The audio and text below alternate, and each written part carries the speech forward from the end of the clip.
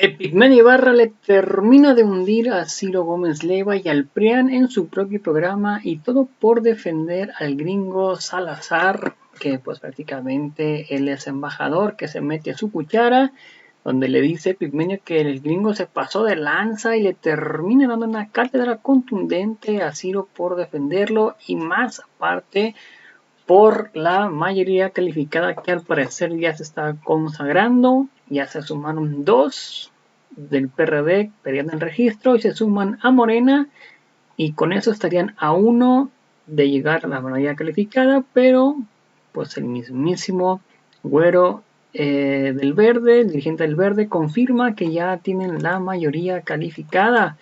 Increíble, pero cierto. Así que pues bueno, sin más preámbulo, pues veamos de qué se trata, cómo estuvo, y ahorita comentamos por qué no. Y es que pues todo sucedió prácticamente así, de esta manera.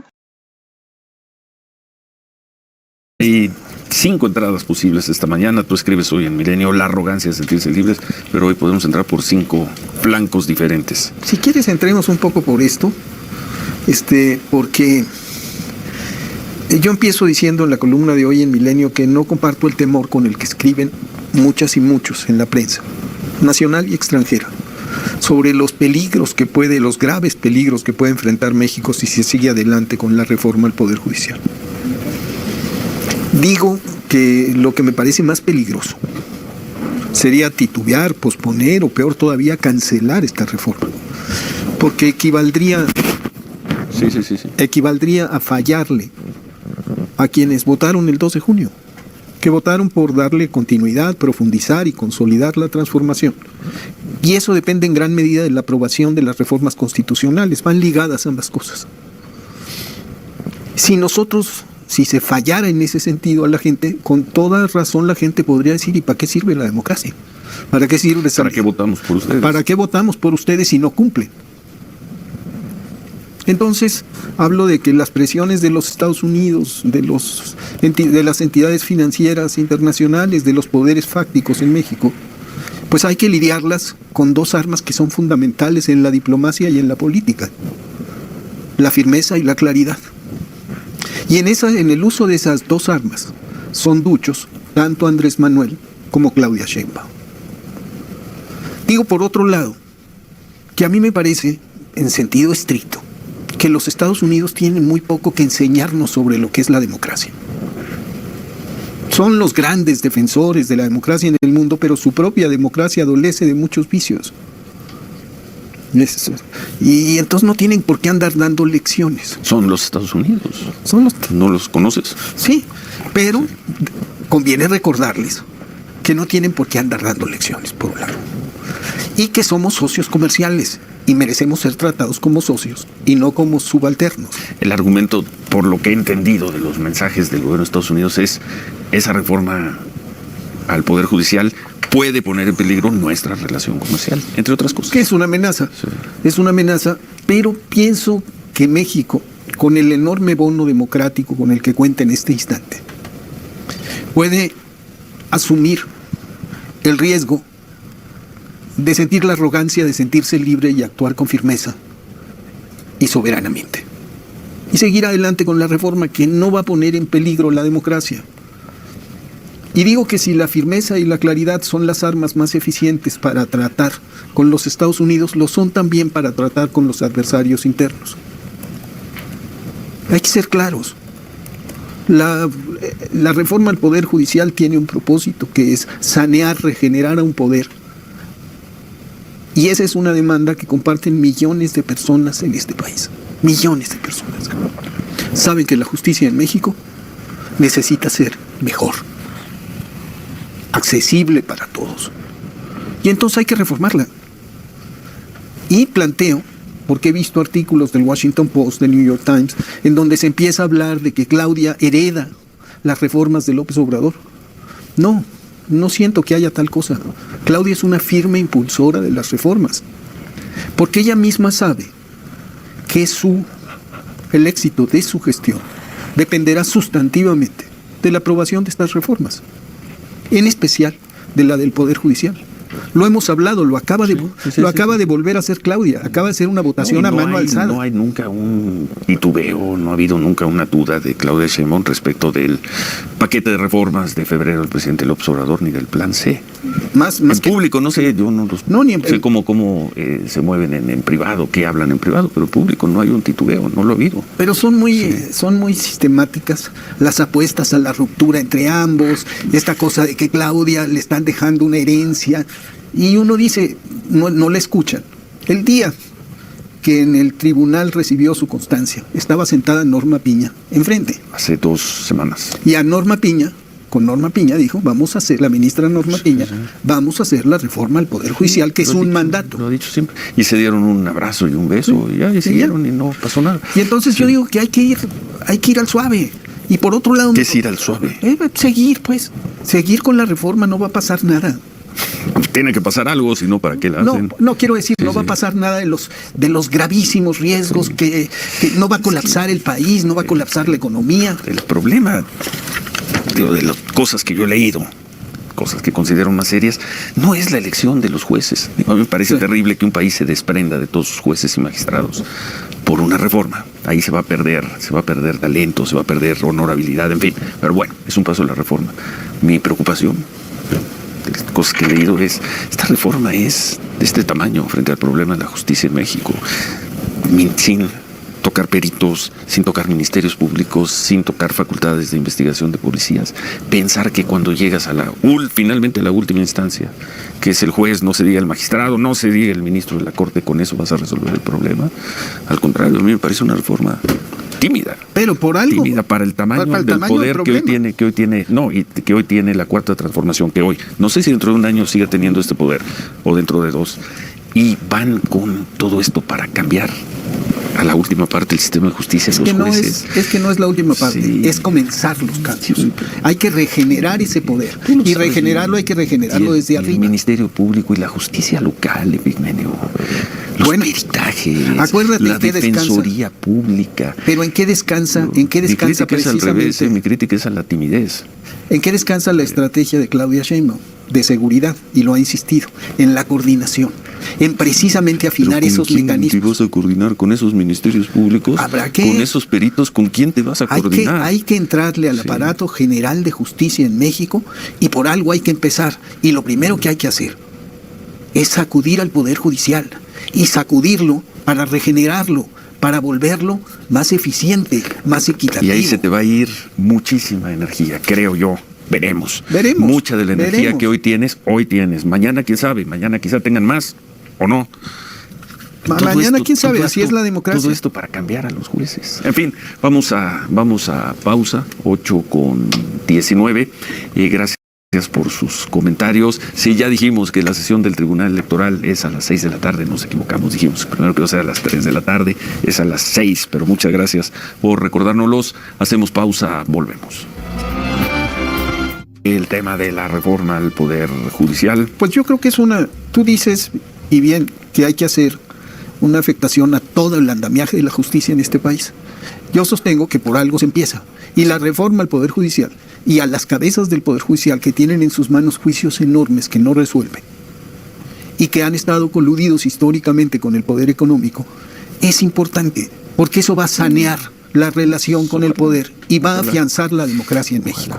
Hay mucha gente que dice, es que se va a acabar la república, es la muerte de la república, la instauración de una dictadura. Esas son patrañas.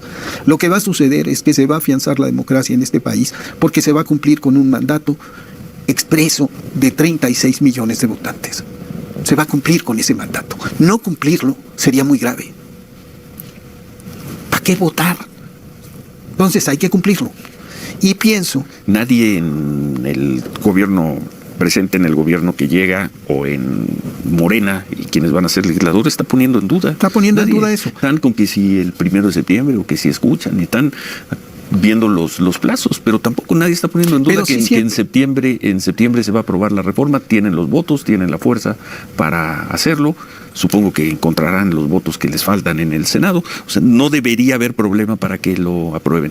Yo no he escuchado una sola voz dentro del oficialismo que ponga en duda eso. En efecto, no dentro del oficialismo, pero hay un clima general de advertencia sobre los graves peligros y todo eso. Y yo digo... Hay algunas personas que opinan, ¿no? O sea, hay una no tiene nada de grave, no tiene nada de grave en este momento poner en pausa la relación con un embajador que se pasó de lanza. Se pasó de cueste. Es una buena nota, divertida. Nada más.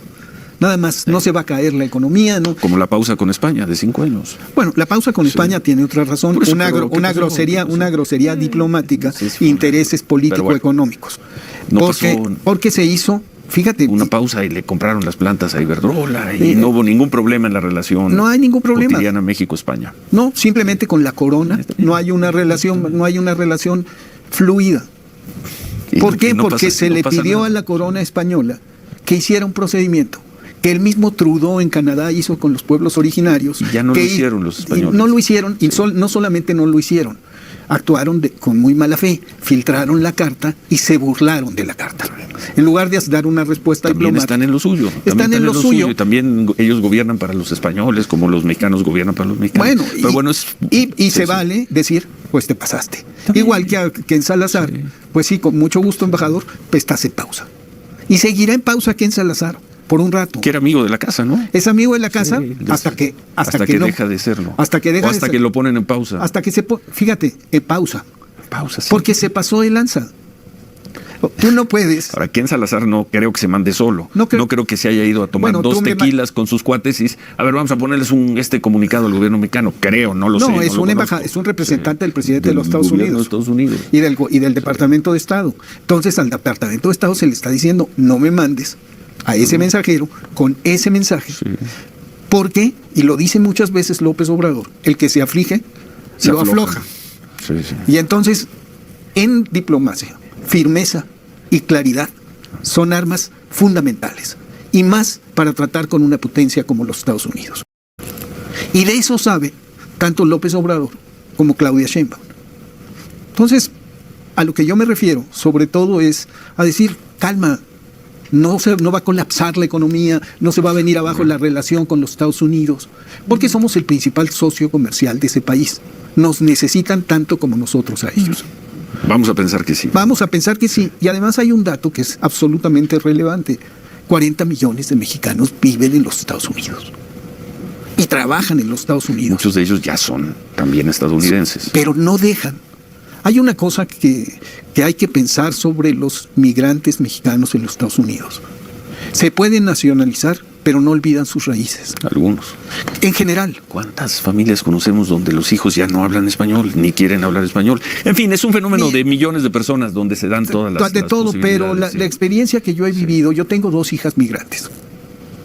Tengo 2 hijas norteamericanas que migraron hace muchos años. ¿Tus hijas mexicanas que viven en Estados Unidos? Que fueron a los Estados Unidos y regresaron a México. Y conozco más o menos porque mi primera tarea como periodista hace 40 años fue cruzarme la frontera con un grupo de mojados y luego cubrir el movimiento chicano con César Chávez. Y cubrir en general el movimiento chicano ha sido una cosa que he hecho de manera sistemática. Y a mí lo que me asombra es, contrariamente a lo que se pensaba hace años, de que los mexicanos irían perdiendo el español y asimilándose a la cultura norteamericana, es que los mexicanos se han empoderado en los Estados Unidos y la presencia mexicana en Estados Unidos es cada vez más firme, más contundente. Otros no lo han conseguido. Hoy, abogados judíos de Nueva York ¿hablan español? Hablan español. Bueno, vas a Nueva York y hablas... No necesitas hablar inglés. El 55% de los mayores de 25 años, de los menores de 25 años en Los Ángeles, son mexicanos o de origen mexicano. El 55%. Eso no lo puede decir. Esos son hechos. A la pausa con Ken Salazar. Entonces, la pausa, se puede dar una pausa con con el representante diplomático del gobierno de los Estados Unidos y mandar un mensaje a Washington de que aquí ya no es el tiempo de que se reciben instrucciones. No somos subalternos, somos socios. Y tenemos además una presencia contundente en los Estados Unidos con un peso electoral incluso muy importante. Y vienen las elecciones. Otro tema. Bueno, vamos, hablando de pausas, vamos a hacer una pausa y continuamos. Buen proceso el de Estados Unidos, ¿no? Sí. Y por supuesto también ellos están jugando como los españoles, como los mexicanos. Los estadounidenses juegan sus cartas, juegan sus procesos. ¿Juegan sus procesos? Y también se juegan mucho ya en noviembre, en unas elecciones que parecían hasta hace un mes estar definidas. Pero la historia nunca dicta su última palabra, hasta que la termina dictando. Nos vamos a pausa. Gracias por sus comentarios, gracias por sus opiniones. ¿Y con qué tema cerramos? Pues si quieres, hablemos de las elecciones en Estados Unidos, hablemos de lo que tú... O hablemos del Tribunal Electoral. Del Tribunal Electoral. Del Tribunal Electoral, que ya conocemos el proyecto, más o menos. No, bueno, el proyecto lo conocimos anoche, lo dio a conocer el magistrado Felipe de la Mata. O sea, cuando menos uno de los 5 votos va a ir en ese sentido, por validar la determinación del INE del viernes. En otros 2, veremos.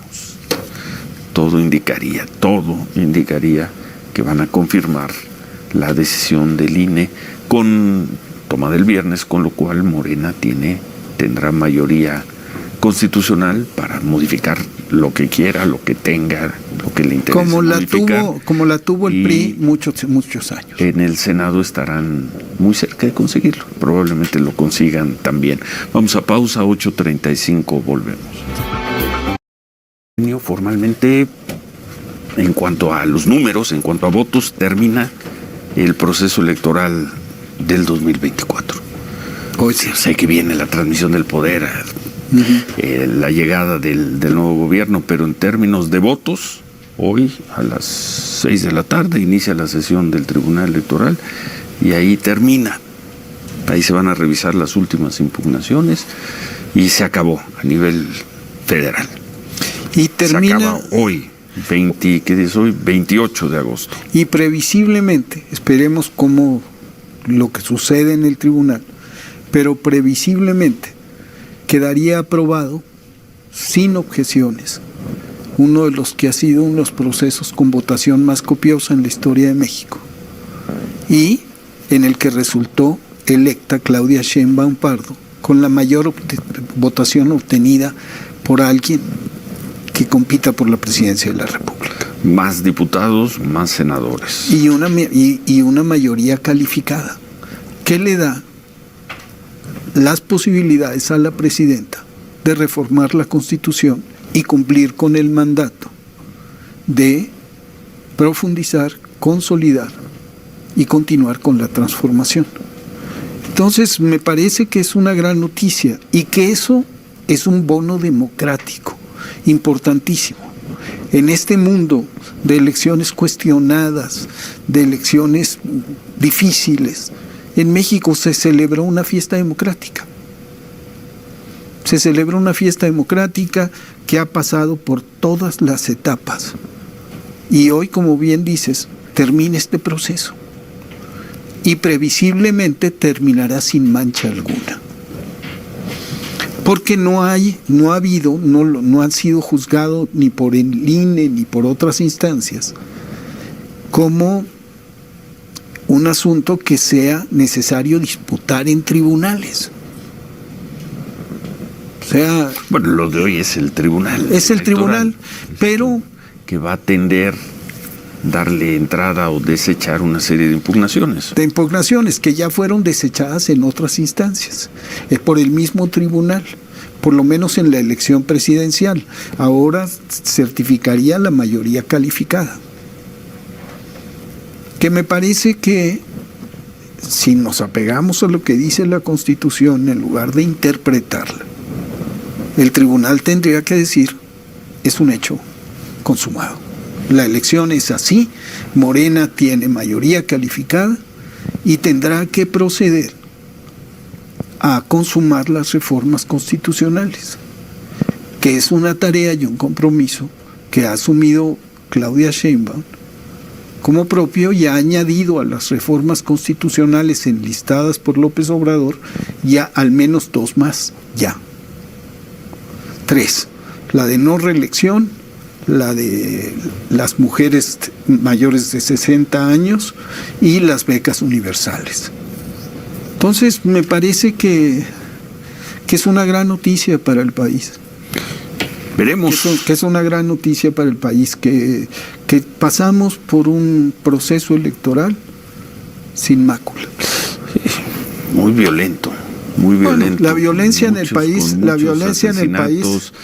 con muchos asesinatos, pero digamos en lo político, más allá de lo candente, de las acusaciones, que yo diría propias de un proceso electoral, no hubo. Con un triunfo indisputado, 19 millones de votos, sí, es una cantidad aplastante de votos. En la presidencial. En la presidencial. En las legislativas fueron menos, pero también una diferencia considerable. Muy grande, sí. Una diferencia muy grande, que hace indisputado el triunfo. Eso es fundamental, porque eso garantiza gobernabilidad. Lo que se discutió y se votó 7-4 no fue tan contundente en el INE, era cómo se iba a repartir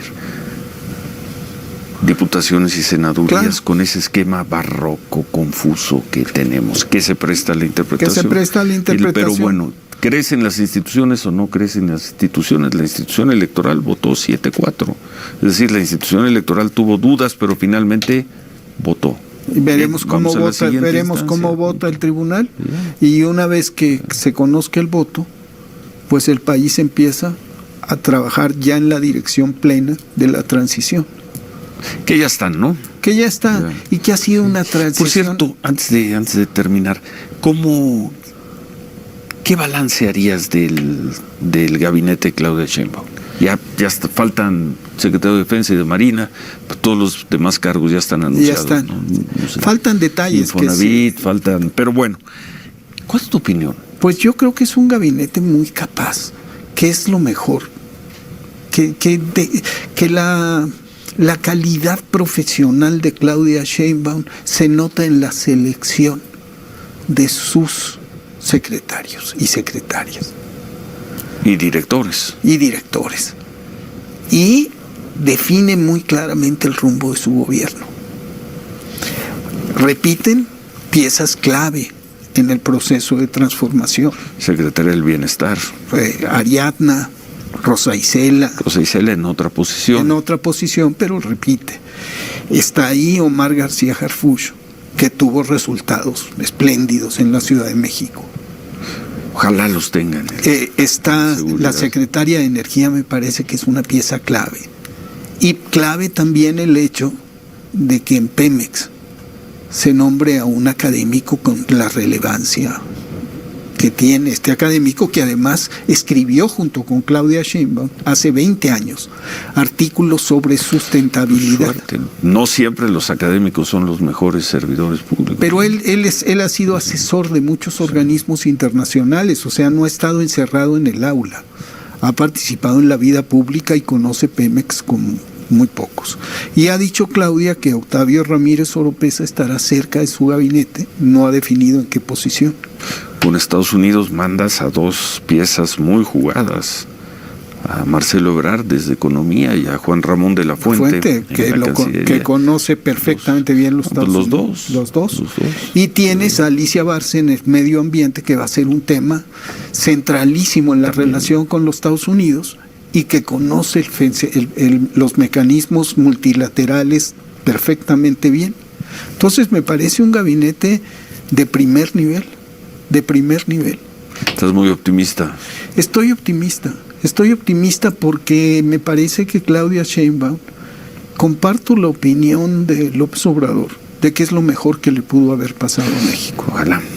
Ojalá lo veremos. Oye, por cierto, vimos que en la mañanera transmitieron un fragmento de los documentales de los que ya nos habías hablado aquí, sí, que estabas haciendo sobre el Tren Maya. ¿Ya se estrenaron? ¿Cuándo se estrenan? ¿Dónde se pueden ver? Se estrenan a partir de mañana en YouTube. ¿Es uno o son varios? Son 3 episodios. El primero se llama Mar Adentro y es la cuenca del Golfo. Cancún. Es Tren Maya. Sí. Es Tren Maya y el entorno del sureste, la resistencia maya, la cuestión ecológica, los trabajos de las reservas. El primero es Mar Adentro, que es Cancún Palenque. El segundo es Mar Caribe, que es Cancún Tulum. Y el tercero es Mar de Selva, y es Escárcega hasta Carrillo Puerto. pasando Calakmul, Palancú, Pecam.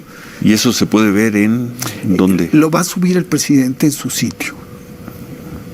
A partir de mañana. A partir de mañana a las 9 de la noche estará 9 disponible. de la noche, 3 capítulos, más o menos de cuánto cada capítulo. Son largos. Largo, duran una hora y media. Hora y media. Bueno. Son porque la obra es vastísima y es muy compleja. Bueno. Dirán que es larga, pero un poco la pretensión también era que quienes trabajaron ahí, arqueólogos, trabajadores, fierreros, de todo, de repente se vean. Es un reconocimiento, un homenaje a su trabajo. Bueno, muy bien. Nos vemos el miércoles. Gracias, Epigmenio. Gracias, Ciro. Muchas gracias. Bueno, pues ahí está el mismísimo Epigmenio Ibarra dándole con tuba y acordeón al gringo Ken Salazar por meterse su cuchara. Le dice Epigmenio Ibarra pues que se pasó de lanza con eso y le termina dando una tunda al mismísimo Ken Salazar por metiche y sobre todo pues a la reforma al poder judicial. La termina defendiendo como se debe. Y ahí se viene la mayoría calificada, que ya se ve devastado la cara del Ciro porque no la vino a ver por ningún lado. Prácticamente el Ciro Gómez Leiva, él pensaba que no iba a pasar esta situación, pero todo se le vino abajo, el rostro se ven cabizbajos, todos los chayoteros. De hecho, López Dóriga termina regañando a uno de los exdirigentes del PAN y termina también regañando a la momia ¿cómo se llama este tipo? Permítanme un segundo. A Santiago Krill, que prácticamente también está muy cabizbajo. Veamos cómo quedó la encuesta hasta el momento. Recuerden que la encuesta es vía Facebook y dice pues prácticamente así, el 100% con Epigmenio Ibarra. Muchas felicidades para Epigmenio Ibarra, que gana la encuesta aplastantemente. Vamos a ver algunos de los comentarios que también son vía Facebook y dicen pues prácticamente así. Isabel OEG, saludos. Paulino, saludos, viva México. Viva México, Paulino. Socorro Corral, saludos. Lidia Alba, saludos. Rubens Rabbit, saludos. Dice Epigmenio Ibarra, siempre dando lo mejor. Ya no te dejes de ir a ese programillo. Carlos Ramírez, vamos a votar por la reforma. Ulises Gómez, saludos. Lidia Alba, saludos. Viva la 4T. Don Andrés Manuel López Obrador, viva Claudia Sheinbaum. Robert Martínez, apoyo total a la 4T 2.0. Elvira Cabian, saludos. Más alcahuete y traidor. El chayotero prende un pedor como Ciro. Víctor Alberto, Epigmenio, no pierdas su tiempo con ese señor. Lidia Álvarez, don Epigmenio es un hombre, Don Epigmenio, ese hombre es un chayotero, no tiene razones, o sea, el mismísimo Ciro. De los saludos, muy bien Epigmenio, tú sabes defender a los mexicanos. David Fernández, saludos. Lidia Alba, muy bien. Don Epigmenio. Lupita Urrea, saludos. Rentas Cabo, saludos Epigmenio, lo mejor. Fernando Gutiérrez, Ciro come miércoles, chayotero. Juan Jiménez, saludos Epigmenio, todo mi aporro. Faustino Gaitán, como tú el PRI, Ciro tu patrón. Eduardo Peña, saludos. Pobre Ciro, se tragó toda su miércoles. María Eva, saludos. Estoy con Epigmenio Ibarra. Javier Gómez, saludos. Dice jajaja. Y siguen con el PRIAN. Reinaldo Dávila, saludos. Sergio Beta, Ciro ha cometido a base de dinero, corrupción. Raimundo Ángel, saludos. Gracias por el programa. Jacob, mañana pendientes en el documental de Tren de Maya, primera parte. Así es, Roberto. Queremos verlo. José Carlos Arate, saludos. El señor Epigmenio siempre argumenta con papel, en verdad, a sus palabras. Y pues bueno, a toda la audiencia, muchas gracias por ver el video. Recuerden, si me pueden apoyar con un like en la página de Facebook, una suscripción en la de YouTube, si le pueden comentar y compartir este video para que muchos más personas vean, sería completamente fantástico. A toda la audiencia, gracias por ver el video. Recuerden, los invito a ver nuestro siguiente video. Hasta la próxima. Bye, suscríbanse.